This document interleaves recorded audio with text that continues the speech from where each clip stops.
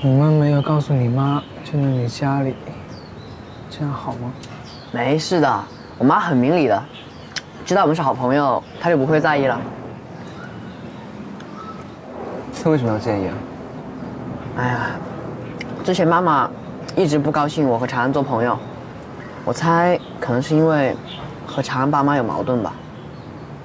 是因为隋叔叔的事吧？我爸爸说，当年RE的人找隋叔叔找了1年多，后来就放弃了，只有许阿姨不肯。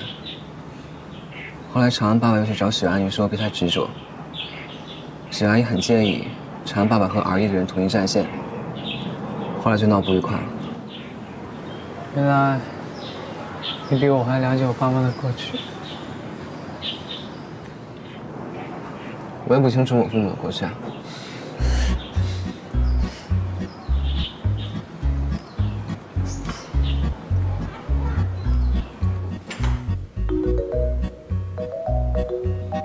蓝叔叔，哎呦，这不是小玉玉吗？都长这么高了。妈妈呢？妈妈在家呀。当然在家呀。这什么风把你给吹来了？哎呀，嫂子真的对不起，最近呢，蓝眼 AI 这件事情真的把我忙坏了。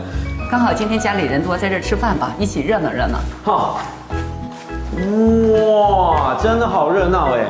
这2位是？他们是我同学，还有陈浩轩，还有夏长安。叔叔好，叔叔好。你好。他们不仅和我同班，还同一个社团呢。哎，我跟他一个社团，你是来插花的吧你？没有我在，社团多无聊啊！我觉得挺有趣的。蓝叔叔，浩轩除了不会笑，其他什么都很厉害。那你什么最厉害？吃。哦，吃。好了，小兰，咱们到那边坐。想当年啊，我跟水哥就跟他们一样，一起玩，一起工作。水哥呢就负责研究、制作 AI， 我就负责保护、管理 AI。蓝叔叔，你是 AI 管理局的特派员啊？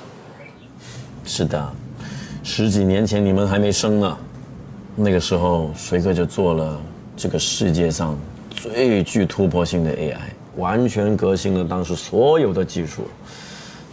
当初是他建议我去推动国家机器人管理办法新增一条规定，所有市面上公司生产的机器人要有红眼睛，还有易于识别的开关。